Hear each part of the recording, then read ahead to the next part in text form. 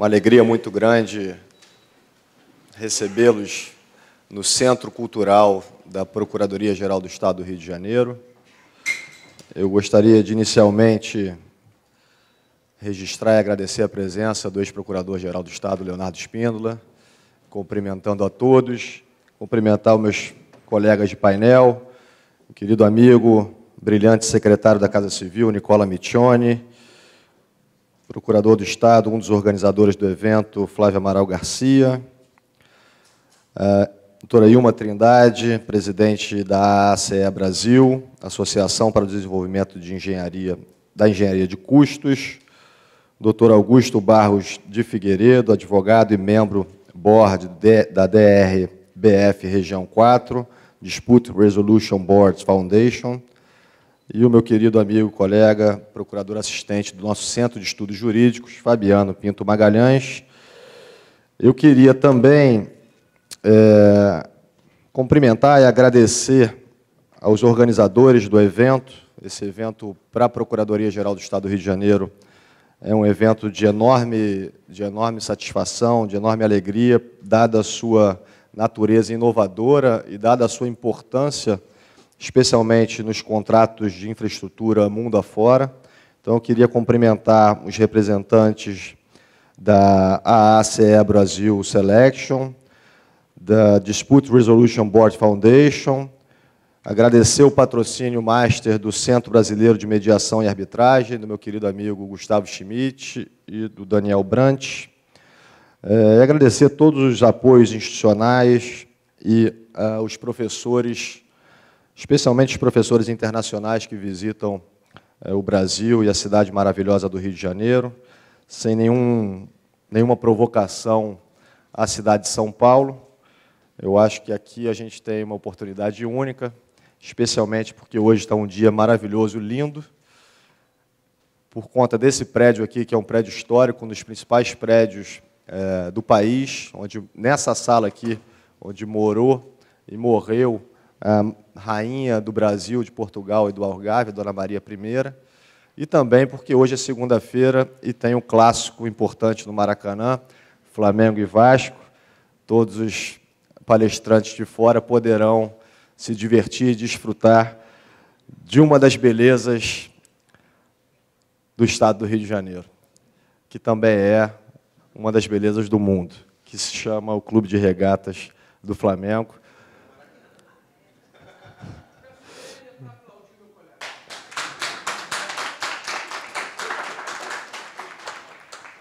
Normalmente, o peixe morre pela boca. Na semana que antecedeu aqui, a gente teve um seminário com os professores portugueses e era a semana que antecedia o Fla-Flu. E todos os tricolores aqui provocaram o Flamengo. A gente deixou de lado, deu no que deu. Então, eu não estou querendo fazer provocação nenhuma. É só um registro para os palestrantes que vêm de fora.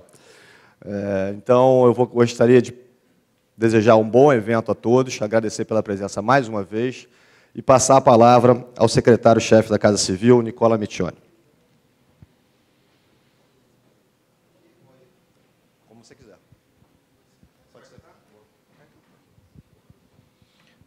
Bom dia a todos. Podem ver pela gravata que eu sou tricolor. Semana ruim, mas ontem foi um espetáculo, né? Duro pra caramba. Teve alguns amigos infartaram no final, mas enfim. Faz parte de ser tricolor, esse sofrimento de montanha-russa, né? Alegrias e tristezas. Bruno, parabéns pelo seminário, tema importantíssimo. Cumprimento o doutor Bruno e, na pessoa dele, cumprimento todos os professores e procuradores e palestrantes aqui do evento. Tema importantíssimo, né? Dispute Board, é um instrumento que pouco usado ainda no Brasil, de maneira muito tênue em algumas questões de Copa do Mundo. São Paulo usou um pouco com o metrô, mas nos Estados Unidos, desde os anos 70, se usa o instrumento. Mas nada melhor que discutir esse tema aqui, e aí, Bruno, parabéns mais uma vez, porque creio que o Estado do Rio de Janeiro tem hoje o melhor decreto sobre arbitragem nos contratos públicos do país, né?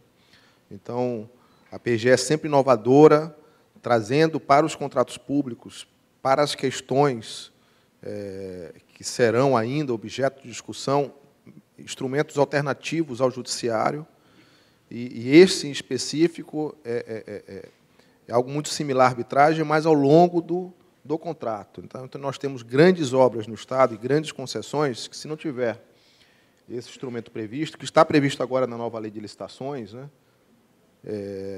ele evita muita judicialização.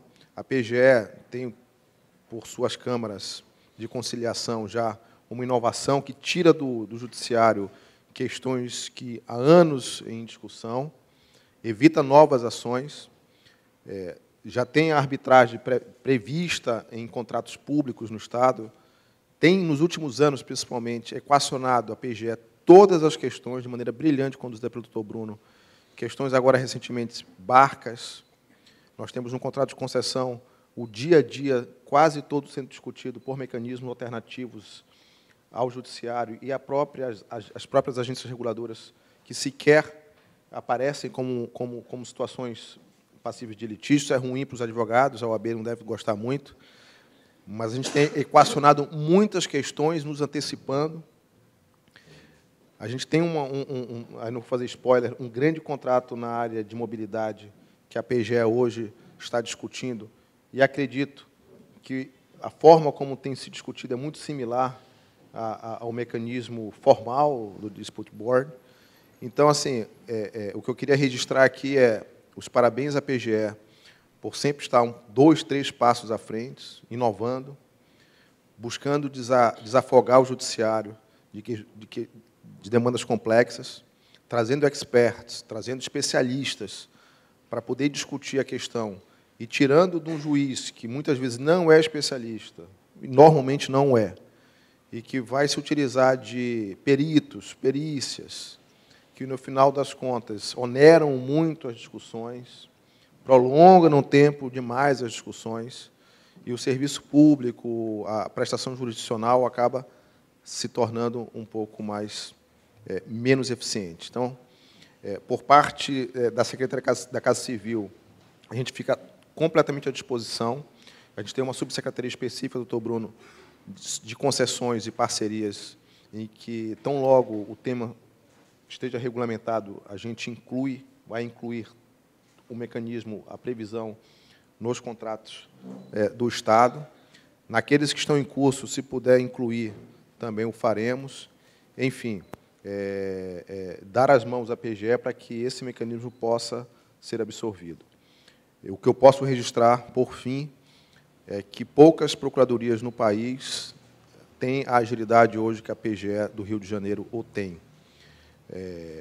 Eu posso passar meia hora falando de alguns casos dos últimos 2 anos e meio, 3 anos, em que a atuação preventiva, pré-judicialização ou até suspendendo a judicialização para resolver administrativamente, trouxe grandes resultados para o Estado, para concessionárias, para empresas e, ao final da conta, para o cidadão. Alguns bilhões envolvidos nesse processo, se considerar o volume de recursos envolvido em obras, em concessões. Isso, muitas vezes, não é percebido pela população, não é percebido pelos jornais. Questões que são resolvidas ex ante, elas não geram notícias, né? Infelizmente, né? É um pouco do nosso trabalho, às vezes a gente chegar em casa no final do dia, o que você fez? Eu disse, nada, você não está vendo nada, porque a gente fez muita coisa boa. E esse trabalho preventivo é fundamental. Parabéns mais uma vez, bom evento a todos.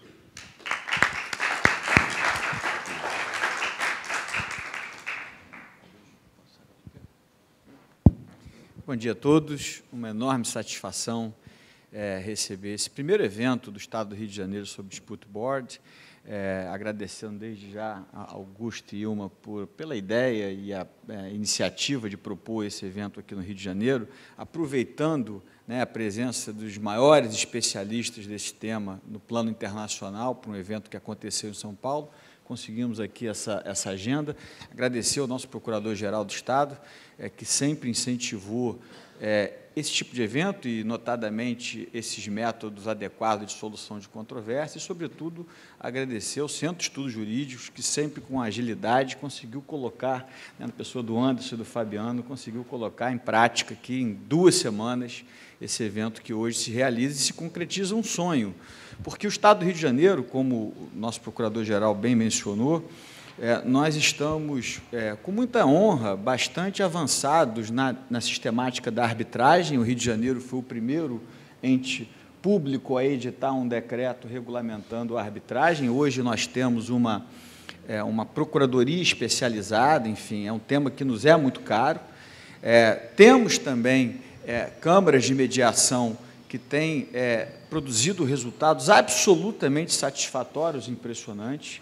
E aqui eu não posso deixar de registrar não só o apoio institucional que o Procurador-Geral deu à Câmara de Conciliação, mas também destacar nosso ex-Procurador-Geral, Leonardo Spínola, que, quando assumiu, também empolgado com essa ideia, deu esse primeiro passo, e ao Procurador Sérgio Pimentel, que, junto comigo, conseguimos aí pensar numa estrutura que hoje vem funcionando muito bem, que é uma estrutura de mediação e conciliação, numa perspectiva que me parece desenhar o advogado do século XXI como aquele que previne o conflito, não aquele que... O conflito ele sempre vai acontecer, notadamente em contratos de longo prazo, em contratos de infraestrutura, mas é preciso que a gente trabalhe os instrumentos de governação.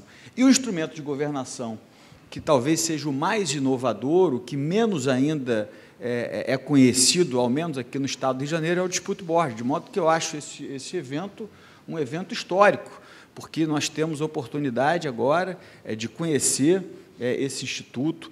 Eu sou, já de longa data, alguém que estuda esse assunto e sou bastante entusiasmado com a efetividade que o Dispute Board causa, provoca, com a celeridade, com a ideia de que você trata muito bem a divergência contratual no mesmo tempo em que ela acontece, de modo que a gente vai ter aqui a oportunidade de receber os maiores especialistas sobre esse tema e inaugurar uma nova fase no Estado do Rio de Janeiro em relação à implementação concreta do Dispute Board, como bem colocado pelo secretário Nicola. A gente já tem alguns contratos em que essa cláusula funciona. O contrato do leilão da SEDAI, nós colocamos essa cláusula de Dispute Board, mas, assim, vai ser efetivamente o primeiro evento em que teremos a oportunidade de fazer essa discussão conjunta e receber esses ensinamentos dos maiores profissionais sobre o tema. De modo que as minhas palavras iniciais é de agradecimento à Procuradoria e às instituições parceiras que hoje estão aqui. Muito obrigado.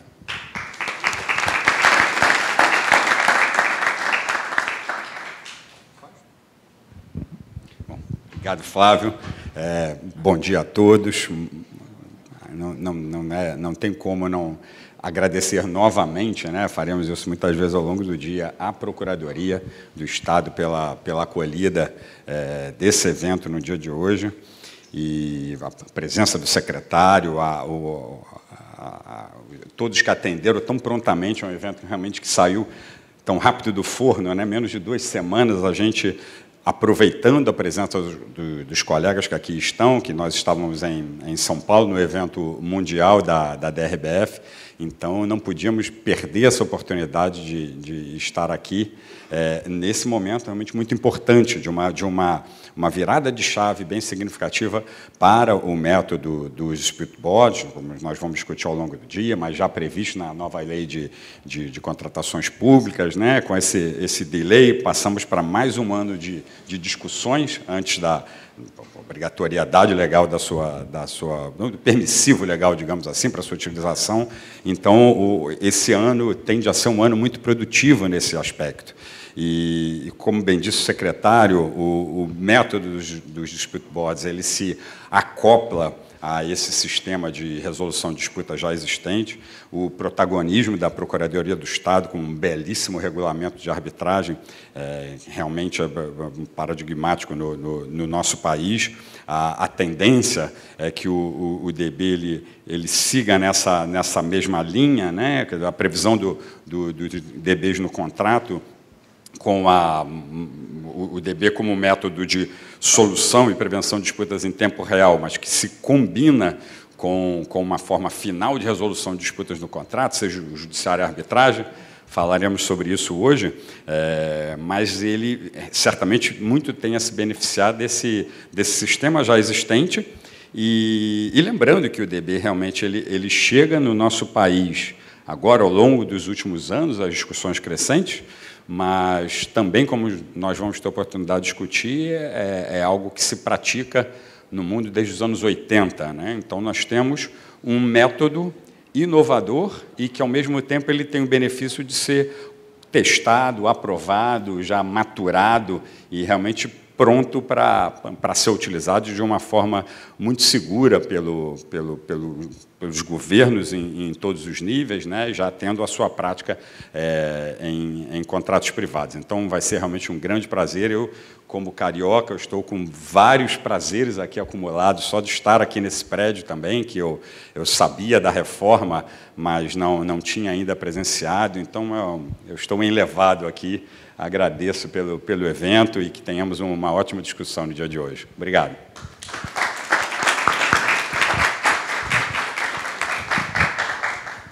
Obrigada. Bom dia a todos e a todas. Eu vou começar as minhas palavras pelo final das palavras do Augusto. Uma alegria tripla como carioca, arquiteta, aqui dentro desse espaço, e flamenguista. Então, bom, representando a área técnica que compõe os dispute boards, eu me encontro aqui muito agradecida à PGE por esse... É um marco no Rio de Janeiro, esse encontro, promovido pela PGE, com o esforço do Augusto aí também, que trouxe o board, trouxe os principais representantes do DRBF aqui para o Rio de Janeiro. Fico muito feliz em ver o engajamento da administração pública, aqui representado na figura do secretário, procurador-geral, os demais procuradores, demonstrando que esse é um caminho que não tem volta. O Dispute Board é um caminho que já demonstrou a sua eficiência, a sua eficácia, não só na resolução dos conflitos, como também na prevenção dos conflitos, né? No alívio, né? Da arbitragem, ou seja, na resolução dos conflitos antes que eles cheguem a um caminho árduo e doloroso, que a gente sabe que é o caminho da arbitragem e dos processos judiciais. Então, essa forma de escoamento, né, de resolução dos conflitos que surgem no âmbito dos contratos, com o mecanismo do Dispute Board, é uma tendência que não tem como voltar atrás, né? É um progresso que veio e que cada vez mais está se fundamentando, pavimentando, e fico muito feliz em representar aqui a ACE, que é uma associação internacional de engenharia de custos, representando a área técnica que compõe aí os dispute boards. Muito obrigada e que todos aproveitem bastante o evento de hoje.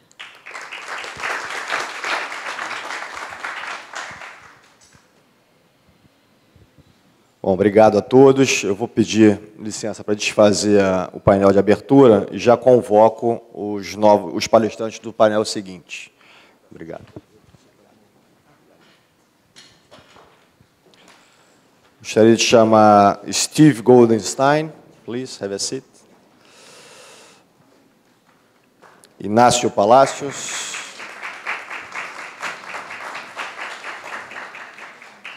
Rafael Oliveira.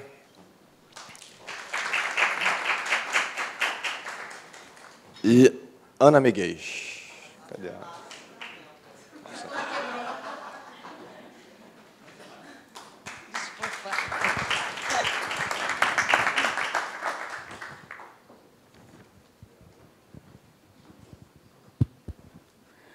Bom dia a todos. Nossa. Bom, pessoal, bom dia a todos. É um prazer estar aqui mais uma vez. Agradeço o convite do Sejur, em nome do Fabiano, em nome do Flávio, nosso procurador-geral, Bruno Dubê, pelos eventos sempre incríveis que ele proporciona. E estar aqui no convento mais uma vez é sempre uma honra e uma alegria muito grande. Sem mais delongas, eu vou apresentar os nossos palestrantes de hoje, e já pedindo desculpas pela tradução livre que eu fiz aqui dos currículos em inglês, então já peço desculpas por eventuais imprecisões. Começando pelo Steve Goldenstein, é assim que pronuncia? O Steve é presidente da Fundação de Dispute Boards, a Dispute Resolution Board Foundation. Serviu por 4 anos como presidente dessa fundação para a 3ª região, que abrange a Austrália e a Nova Zelândia. Se tornou advogado, barrister, em 1993. É especialista em assuntos de construção civil e profundamente envolvido com todos os mecanismos alternativos de disputas de conflitos. Atua como árbitro, mediador, facilitador e perito, bem como membro de comitês de prevenção de disputas, Dispute Avoidance Board Member. Já atuou como membro de Dispute Boards em mais de 15 ocasiões e também atuou como árbitro apontado pelo juízo. É membro do Resolution Institute e exerceu a função de NSW Chapter Chair por 4 anos. Além da graduação em Direito, Steve é também engenheiro civil, membro do Conselho de Engenheiros da Austrália. E ainda atuou como engenheiro civil por 17 anos antes de se tornar advogado. Baita experiência na área. E, além disso, nós temos também o Inácio Palácios, que é engenheiro, topógrafo, né, Chartered Quantity Surveyor, fellow do CIARB e também é adjudicador acreditado do FIDIC. Ele atua como membro de Dispute Boards em diversos países e oferece consultoria para bancos multilaterais. Além disso, serviu como membro do board do DRBF, né, da Fundação para Dispute Boards, na 2ª região. E nós temos ainda o professor Rafael Oliveira, que foi Visiting Scholar na Fordham University School of Law, em Nova York. É pós-doutor em Direito pela UERJ, doutor em Direito pela Universidade Gama Filho, mestre em Teoria do Estado e Direito Constitucional pela PUC do Rio, especialista em Direito do Estado pela UERJ, membro do Instituto de Direito Administrativo do Estado do Rio de Janeiro, professor titular de Direito Administrativo do IBMEC e professor do Programa de Pós-Graduação Estrito Sensu da Universidade Veiga de Almeida. É professor do mestrado acadêmico da Universidade Cândido Mendes, da Emerge, do curso Fórum. É também professor dos cursos de pós-graduação da FGV e da Cândido Mendes, é ex-defensor público federal, atualmente procurador do município do Rio de Janeiro e sócio fundador do escritório Rafael Oliveira Advogados Associados e ainda árbitro e consultor jurídico, uma mesa só de grandes especialistas aqui no tema. Bom, feitas as apresentações, eu vou passar a palavra aqui para o professor Steve Goldenstein iniciar a sua exposição. Muito obrigada. Thank you. Thank you very much for inviting me to speak at this conference, and to the Attorney General. I'm grateful for the opportunity to speak about dispute boards. Now, I'm mindful of the time, and so I'll move on fairly quickly if I can. Dispute boards are not a new concept. I don't know if you know, but you may be surprised to learn that dispute boards have been around for 50 years, right? Almost 50 years. A dispute board was first used in 1975 in the United States, so almost 50 years ago, during the construction of a major tunnelling project in Colorado. The project was a complete success from all perspectives. There were some disputes that arose during construction of the project, but these disputes were dealt with by the dispute board, and the outcome was that the parties were all satisfied with the final outcome, both in terms of time and cost. So it was a successful project, even despite the challenges that it had.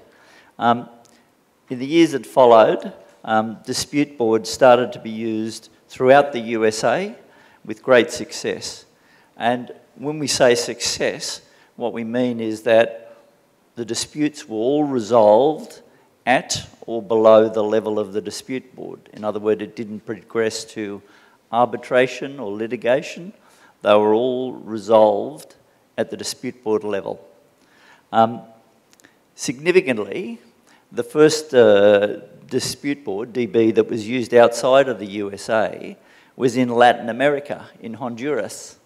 Right? The first one outside United States. I didn't know this until I did some research. And that project was the El Cajon Dam and hydroelectric plant, which I understand was started in about 1982 and was a success from all perspectives.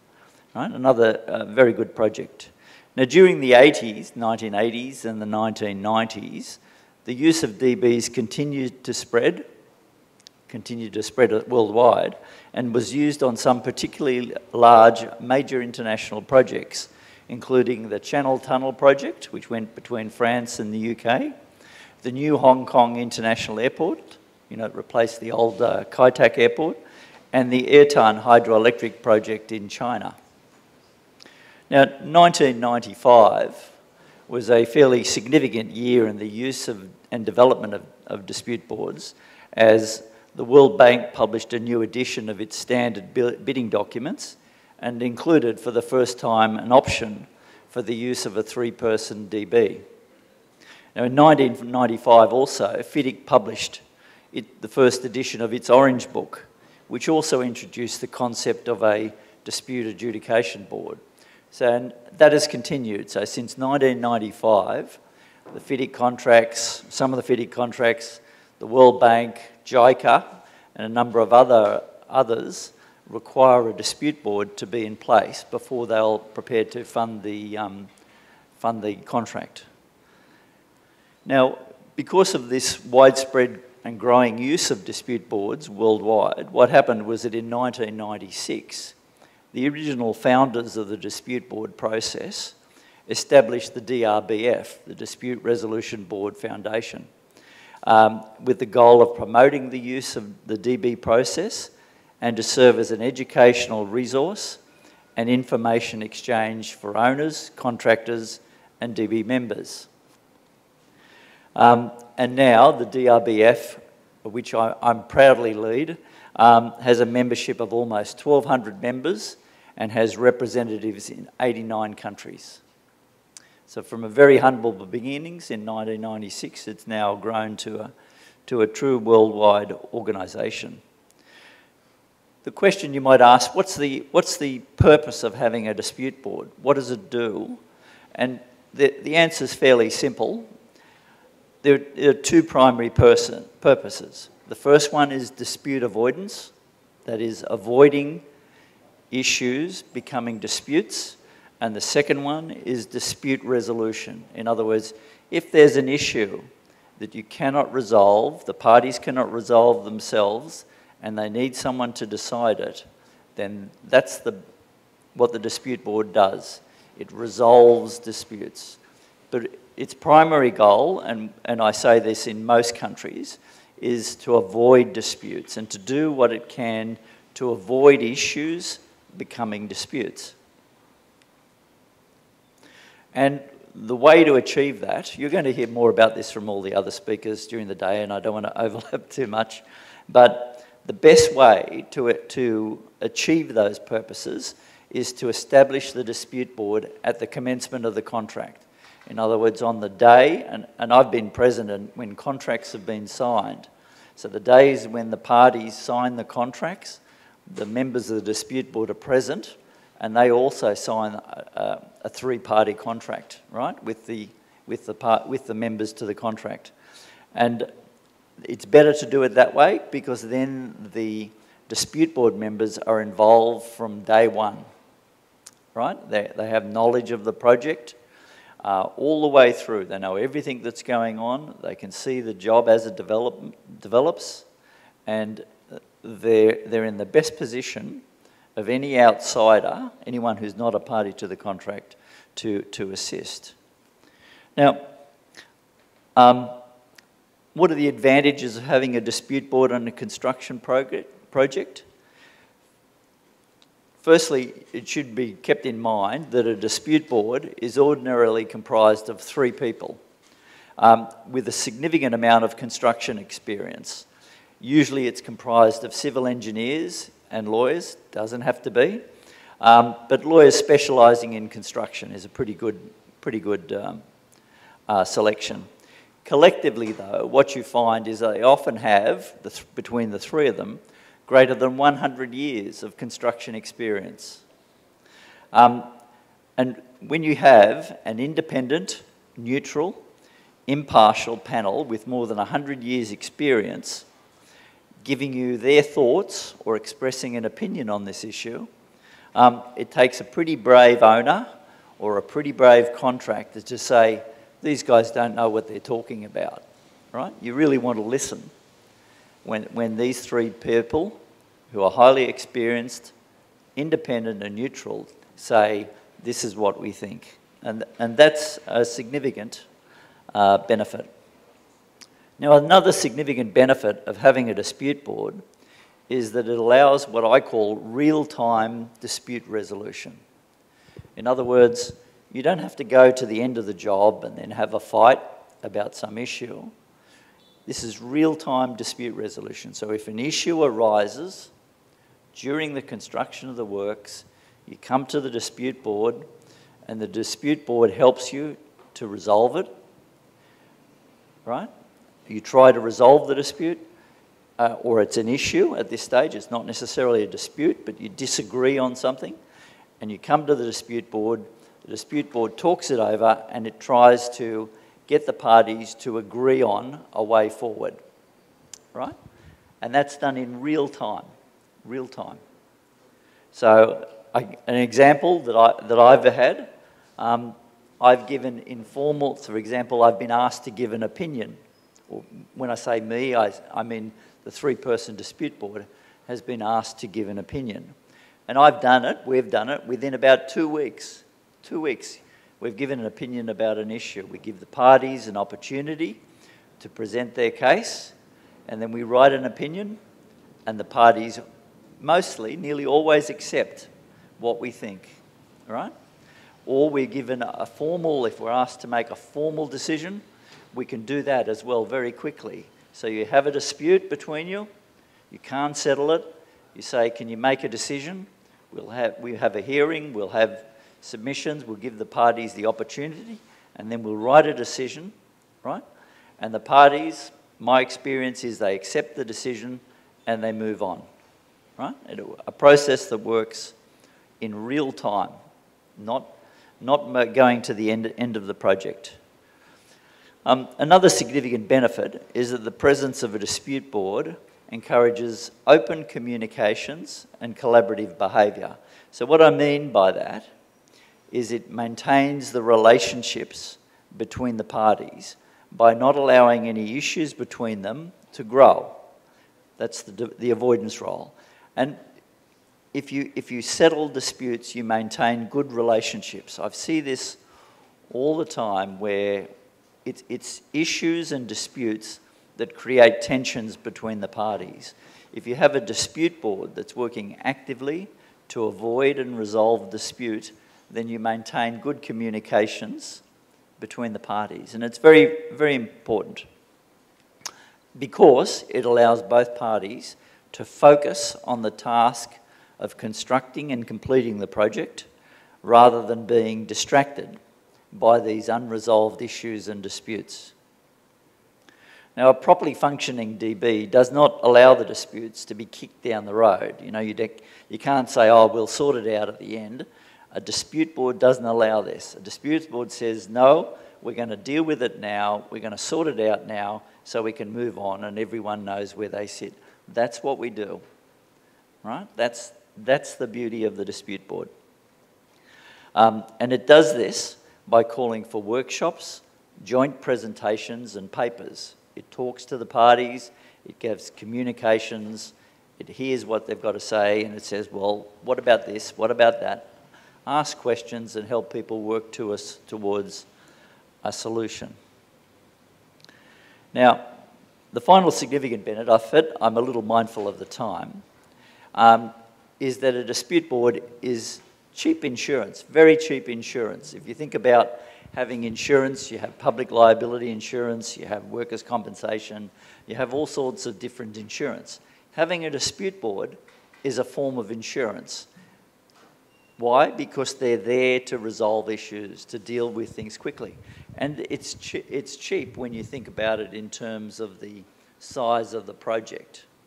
So experience shows that costs of a dispute board are only in the range of about 0.1 of 1% to about 1/4 of project costs. A fraction, a very small fraction of the total costs. It's not expensive, particularly if you compare it to arbitration or litigation. You can spend that amount in a week or a month, but it's very cheap insurance. And what do you get for that insurance? Well, can I indicate this? Worldwide, the dispute board process has a success rate of 94% in avoiding disputes progressing to arbitration litigation. So, and when I say success rate, as I said, all disputes are resolved at or below the dispute board level, right? 94% worldwide is the experience over a large number of projects. In Australia, where I operate, the success rate is greater than 98% on 112 projects. 112 projects, only 2, and there's some argument about even those whether they've gone beyond that, but a 98% success rate, and the value of those projects, $50 billion US. 112 projects, 98%, $50 billion, right? It's got to work, it works, it does things right. Now, although I could talk a long while more about dispute boards, I'm mindful of the time, and I'll pass it over there and I'll hand it over to Ignacio. So thank you.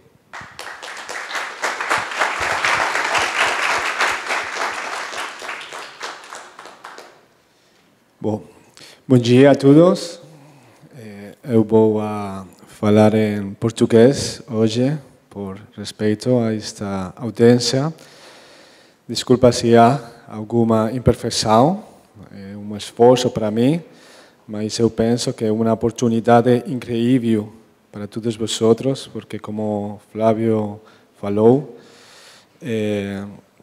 hoje é um momento muito importante para todos vocês.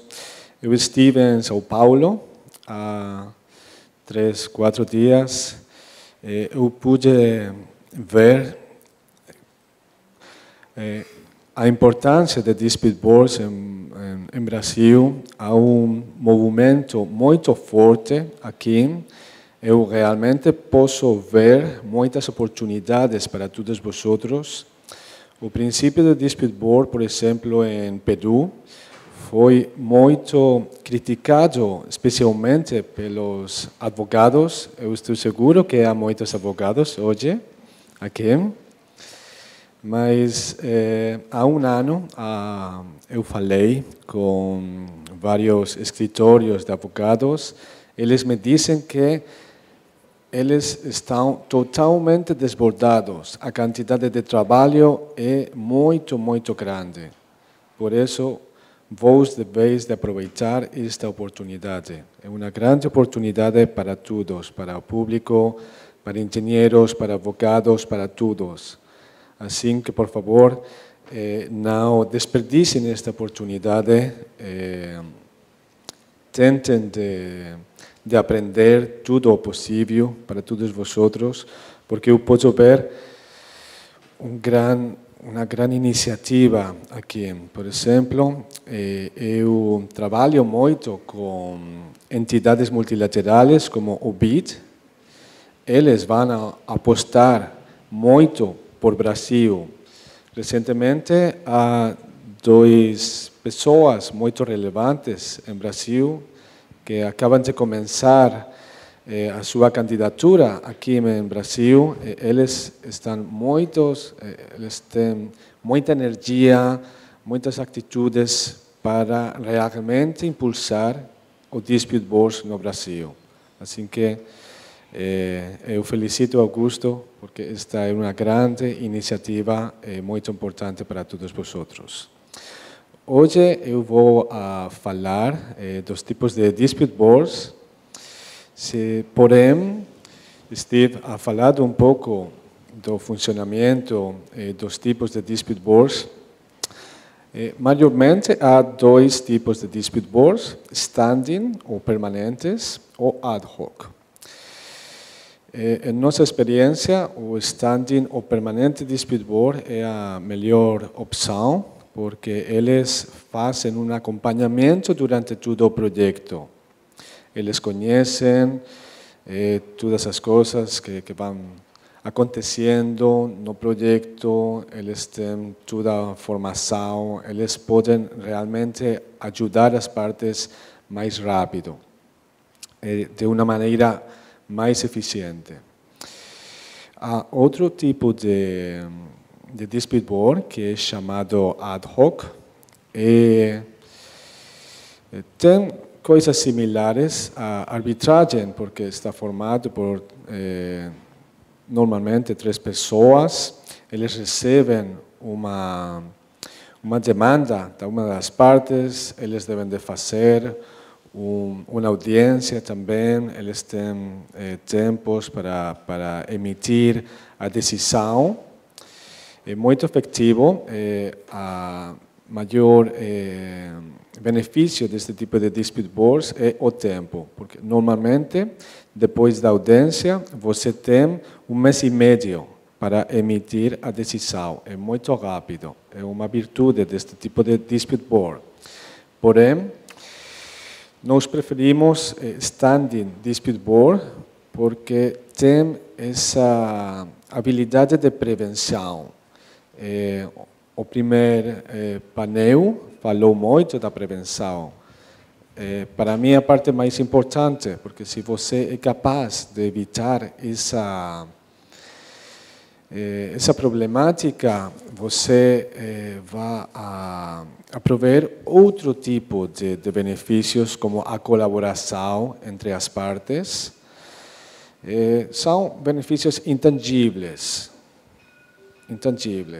Você favorece as conversações entre as partes, você forma parte do equipo do projeto.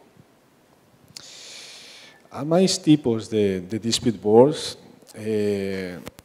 Eles podem ser classificados entre uma pessoa ou 3 pessoas. Logicamente, uma pessoa é mais difícil, porque encontrar uma pessoa adequada para esse projeto é uma tarefa difícil, porque é muito complicado de encontrar um advogado e engenheiro às vezes. Por isso, nossa preferência é de um grupo de 3 pessoas, normalmente 2 engenheiros e um advogado. Esse é normalmente chamado como o Dream Team dos Dispute Boards. Há mais tipos de Dispute Boards. Por exemplo, eu estou em um Macrodab, em França, para um projeto, é um grande projeto.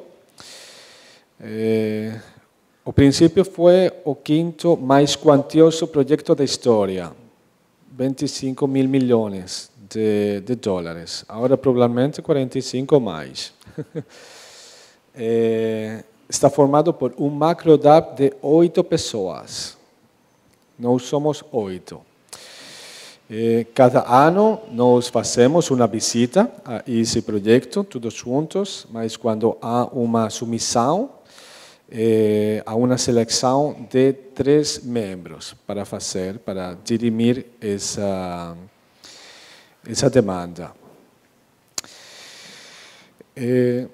Hoje também quero falar da atuação dos Dispute Boards, mas eu quero provocar um pouco quem tem experiência como Dispute Board ou como parte aqui. Há alguém, a parte de Augusto?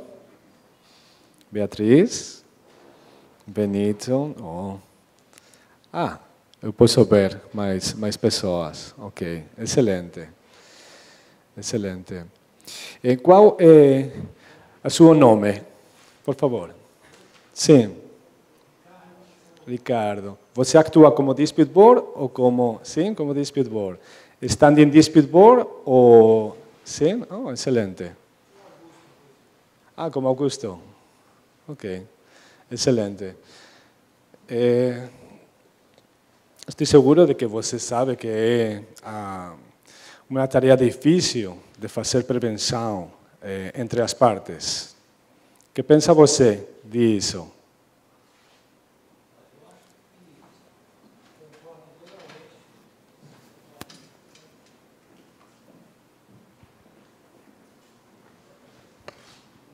Eu concordo integralmente que essa é a principal tarefa dos membros de um dispute board, é tentar compor as partes sempre que acontecer a divergência, antes que a divergência vire uma disputa. E isso se consegue quando você conhece bem o projeto, conhece bem a documentação, acompanha bem e tem o feeling de perceber que está se formando uma onda que pode levar a uma divergência. Então, você atua, conversa com uma parte, conversa com outra, conversa entre os membros do dispute board e tenta, então, compor antes que vire uma disputa. Excelente. Você disse muitas coisas importantes. A primeira parte é de fazer uma boa comunicação com as partes. De feito, há muitas técnicas muito similares à mediação, se bem dispute board não é uma mediação, mas às vezes você deve de utilizar diversas técnicas para fazer essa prevenção. Por isso, há diferentes tipos de dispute board. Há muitas pessoas que vêm do mundo de arbitragem. Para eles é um pouco mais difícil de pegar este tipo de exercício, porque normalmente eles são mais... a sua área de conforto é dentro das disputas. Por isso também há diferentes tipos de dispute board. Vocês verão pessoas mais cercanas a essa prevenção e outras pessoas que se sentem mais confortáveis dentro das disputas. Isso é um ponto clave também à hora de fazer a seleção dos membros. Vocês devem de considerar que tipo de dispute board vocês querem. Nós sempre recomendamos dispute boards para prevenção. As actuações, fazer uma definição das actuações de dispute board é muito difícil, porque não há um regulamento muito rígido. É algo que você deve de fazer de uma maneira muito flexível, porque você deve de tomar ações muito rápidas, deve de improvisar, às vezes, muito rápido para evitar as disputas. A improvisação é um fator muito importante dentro do mundo de dispute boards, porque tudo é muito, muito rápido. Por isso, vocês vão ver diferentes estilos de dispute boards. Quando Augusto me disse que eu devo de falar das actuações de dispute boards, uma coisa muito difícil porque depende da pessoa que vai fazer o dispute boards. Não há um regulamento super rígido como na arbitragem. É uma coisa a considerar. Eu prefiro de levar tempo para as perguntas, só eu não quero gastar mais tempo. Eu posso falar muito tempo de tipos de dispute boards, especialmente de actuações, mas como eu disse, dependendo dos membros, você pode ver uma actuação completamente diferente. especialmente em prevenção. Para submissões formais, quando há uma disputa, há um regulamento muito específico, mas é muito parecido mais parecido à arbitragem, porque você deve de fazer uma audiência, etc. Mas eu vou passar a palavra ao meu companheiro.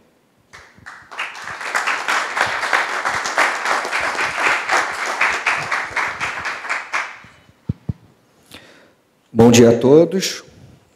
Primeiro, eu queria agradecer o convite para participar dessa mesa tão importante e parabenizar o Flávio, o Bruno, o Augusto e todos os demais que participaram dessa organização de um evento para falar de Disputeboard. Como já foi aqui mencionado, é um assunto já muito relevante no direito comparado, e no Brasil a gente está avançando na implementação também desse instituto. Queria agradecer a Ana, fazer parte da mesa, parabenizar também o Silvio e o Inácio pelas palestras anteriores, e eu vou tentar aqui trazer uma visão muito rápida e geral em relação à realidade do Disputeboard no Brasil e algumas expectativas em relação aos seus avanços. Acho que o primeiro ponto, que já foi, de alguma maneira, destacado, especialmente no primeiro painel, é que o Disputeboard ele é uma das hipóteses de resolução adequada ou alternativa de litígios. Então, essa tendência de fugir do Poder Judiciário e utilizar outros métodos para a resolução das disputas é uma tendência que já vem crescendo bastante no Brasil. Nós já temos a institucionalização da mediação na administração pública, da arbitragem, da conciliação, da autocomposição de um modo geral, e o Estado do Rio de Janeiro, especialmente por conta do papel da Procuradoria do Estado do Rio de Janeiro, ele tem sido um protagonista nesses avanços.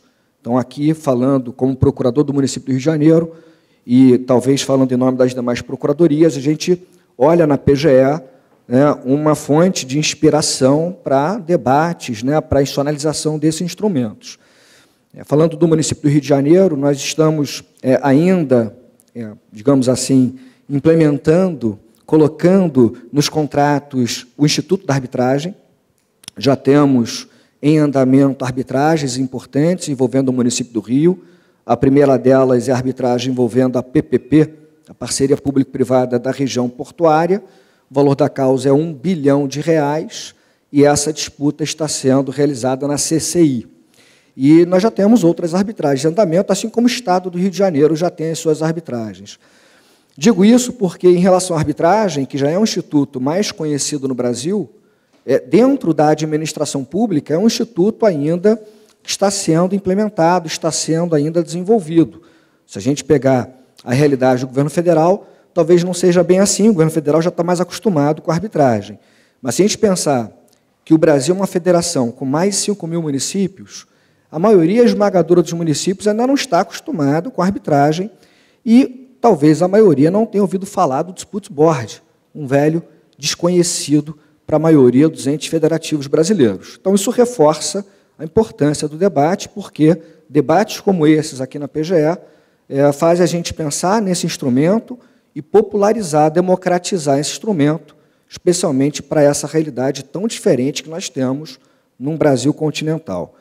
Bom, em relação ao avanço e à evolução do Disputeboard, eu queria destacar alguns momentos importantes. Tá? Como eu disse, já há uma evolução mais forte em relação aos demais institutos. Talvez 2015 tenha sido um ano paradigmático para os métodos adequados e alternativos de solução de controvérsias, porque em 2015 tivemos 3 leis importantes. O Código de Processo Civil, que reforça a conciliação, a mediação e a arbitragem, a Lei de Arbitragem e Autocomposição, a Lei 13.140, e a Lei 13.129, que altera a Lei de Arbitragem para expressamente prever a arbitragem também na administração pública. Então, 2015 foi um ano muito importante para a consolidação desses métodos alternativos de solução de controvérsias. Mas 2015 não foi ainda um ano marcante para o Disputeboard. O Disputeboard ele ainda foi deixado de lado em termos legislativos. E a discussão, então, foi sendo intensificada na doutrina, no ambiente acadêmico, e também no âmbito, digamos, do Poder Judiciário, não digo jurisprudência, digo Poder Judiciário, porque eu quero fazer referência à atuação do Conselho da Justiça Federal, que fez, por exemplo, uma primeira jornada, em 2016, uma primeira jornada de prevenção e solução extrajudicial de litígios, a CJF, o Conselho da Justiça Federal, e lá foram aprovados 3 enunciados que expressamente, né, falaram do Disputes Board e da importância do Disputes Board nos contratos de infraestrutura. Então, nós temos os enunciados 49, 76 e 80, que foram aprovados nessa primeira jornada em 2016. Um pouco mais tarde, em 2020, eu participei, junto com o Flávio e outros amigos, da primeira jornada de Direito Administrativo, também do CJF, participei junto com o Flávio do painel, que era presidido pelo ministro do STJ, Sérgio Cuquina, que falava de métodos alternativos, e lá, Flávio, nós aprovamos também alguns enunciados que reforçaram o Disputes Board, e eu destaco, por exemplo, os enunciados 10 e 19, que expressamente falavam do Disputes Board nos contratos administrativos. Por que eu fiz questão de chamar a atenção para essas 2 jornadas? Uma em 2016 e a outra em 2020. Porque elas antecederam a nova Lei de Licitações e Contratos. E agora a grande novidade é essa, a Lei 14.133, de 2021, a nova Lei Brasileira de Licitações e Contratos, expressamente prevê, menciona o Disputes Board como um instrumento que pode ser utilizado nas contratações administrativas. Então, me parece que é um importante avanço, porque, com essa previsão legal, cria-se um ambiente de maior segurança jurídica para os municípios, estados e a União Federal começarem a utilizar com mais frequência o Disputes Board. Mas o que eu quero chamar a atenção nessa minha fala é que a Lei de Licitações ela não é a primeira oportunidade em que nós falamos de maneira mais institucional de Disputes Board no Brasil. Mencionei os enunciados do CJF, mas nós tivemos, antes da Lei Nacional de Licitações e Contratos, leis de entes federados subnacionais falando do assunto. Então, a primeira lei do país foi a Lei do Município de São Paulo, em 2018. Tivemos uma lei também do município de Belo Horizonte, de 2020. E, depois da nova Lei de Licitações, no estado do Rio Grande do Sul, uma lei mais recente, uma lei de 2022. São leis geralmente enxutas, com poucas disposições legais, abrindo caminho amplo para regulamentos falarem do tema, e eu já percebo, em alguns momentos, algumas confusões entre o Disputes Board e, por exemplo, a arbitragem e outros meios adequados de solução de conflitos. Só para dar um exemplo, na minha opinião, de uma confusão já colocada, na lei mais recente do Rio Grande do Sul, não é a lei que fala disso, a lei remete ao decreto, mas o decreto que regulamenta a lei do Rio Grande do Sul diz que os valores envolvendo o Disputes Board serão pagos por precatório ou RPV. Aí não faz sentido, porque, aí já avançando para a distinção entre Disputes Board e arbitragem, uma coisa é você estabelecer precatório ou RPV para sentença arbitral, com o argumento de que a sentença arbitral é um título executivo judicial. O tema gera alguma polêmica, mas tem sido essa a tese prevalecente nos decretos regulamentares para arbitragem. No Disputes Board isso não faria sentido, porque a decisão no Disputes Board não é equiparada à sentença judicial, não é um título executivo judicial, e a decisão prolatada no Disputes Board ela pode ser revista externamente, seja pelo Poder Judiciário, seja por um tribunal arbitral. Então, não se trata, pelo menos por enquanto, com a roupagem que tem sido dada ao Instituto, não se trata de uma arbitragem com nome diferente, não se trata de um instituto, digamos assim, fungível em relação à arbitragem, é um instituto diferente, deve ser tratado de maneira diferente. Então, existem algumas confusões que eu já tenho percebido nessas regulamentações concretas do Instituto, que reforça, mais uma vez, a relevância do debate. Mas, aproveitando para fazer algumas distinções entre o Disputes Board e a arbitragem, que é o meu tema principal aqui da fala, eu estabeleço aqui pelo menos 3 diferenças importantes. Tá? A primeira diferença é que, na arbitragem, o árbitro ele não acompanha a execução do contrato E o árbitro ou o tribunal arbitral, eles são convocados quando nós já temos um problema, uma disputa para ser resolvida, e muito provavelmente quando o contrato não consegue mais andar para frente. Então, ao invés de você ir para a via jurisdicional do Estado, Poder Judiciário, você socorre da arbitragem.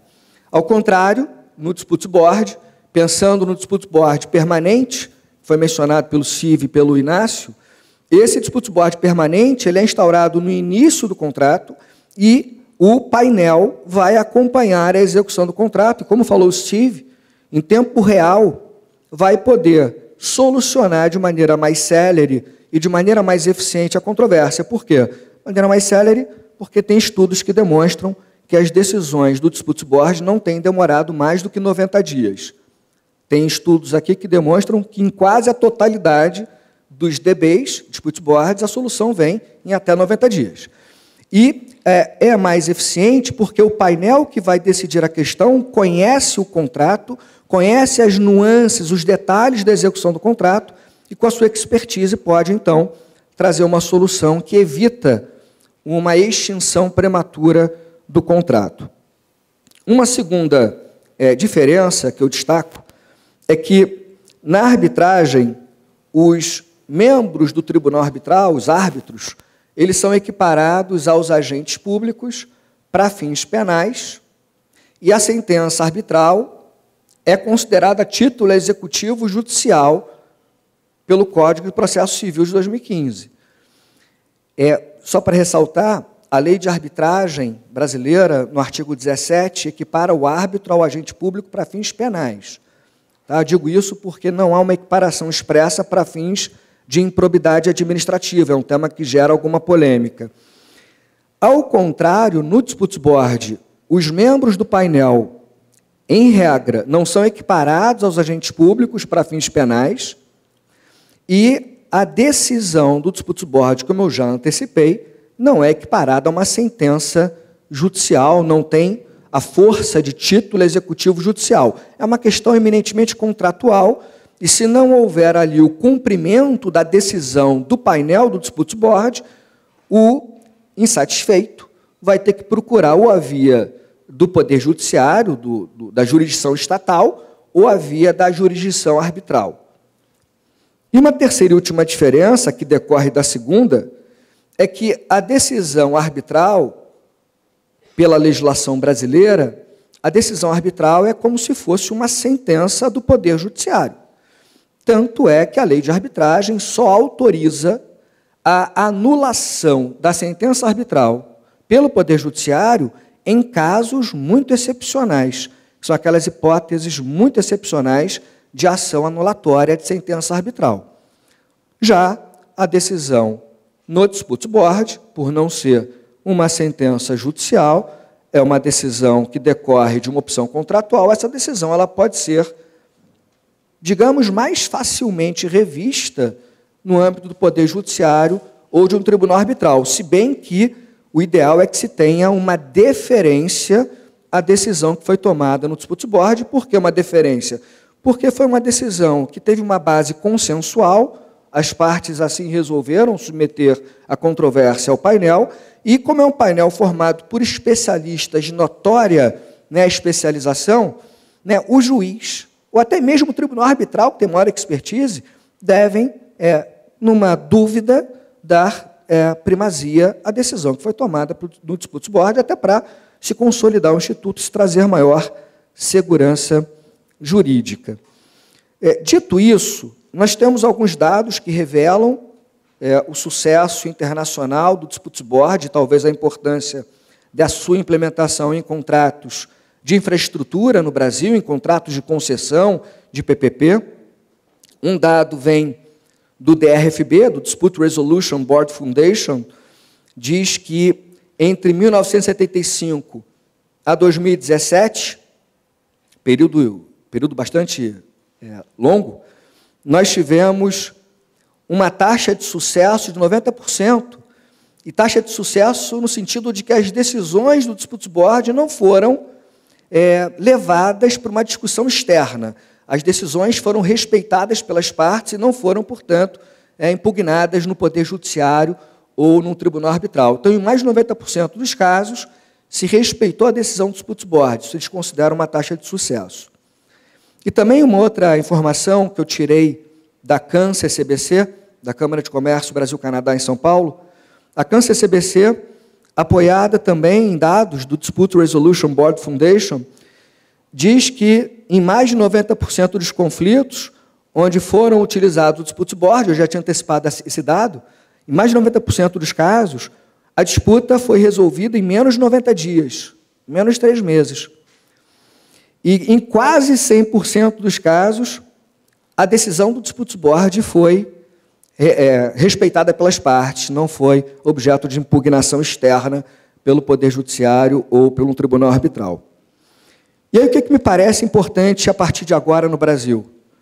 Primeiro, debater o Instituto, compreender melhor o Instituto, capacitar, porque, como eu disse no início, muitas procuradorias municipais, algumas estaduais, ainda não conhecem muito bem o Dispute Board. O Estado do Rio de Janeiro é uma exceção, a PGE, como eu disse, está muito à frente das demais procuradorias, a AGU, a Advocacia Geral da União também, mas pensando num Brasil tão grande, nós temos muito que debater para que todos conheçam o Instituto e possam começar a utilizar esse Instituto nos seus contratos, que é um grande desafio.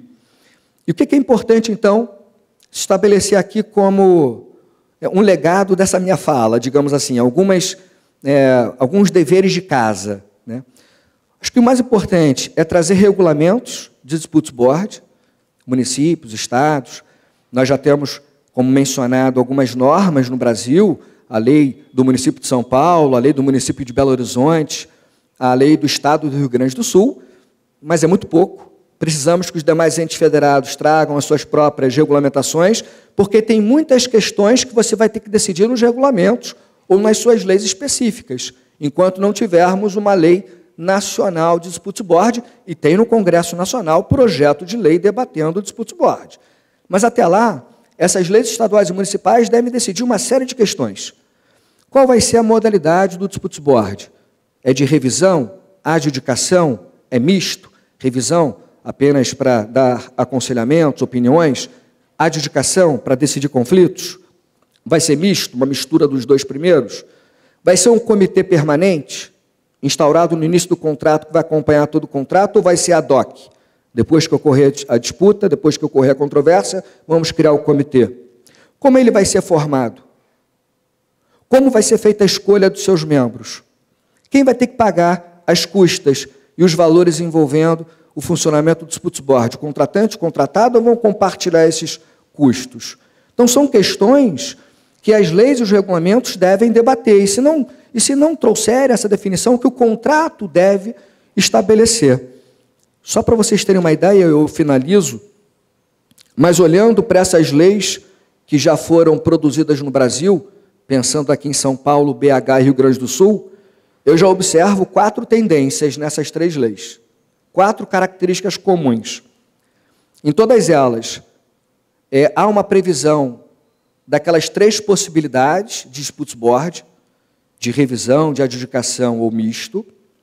Nessas 3 leis, se prevê um Disputes Board formado por 3 membros, como foi mencionado aqui pelo Inácio, pelo CIV. Também se prevê a possibilidade de revisão da decisão do Disputes Board pela via do Poder Judiciário ou pela via arbitral, e tem sido muito comum cláusulas escalonadas que prevêem o Disputes Board antes da arbitragem. Isso não tem que ser um caminho único, mas tem sido comum.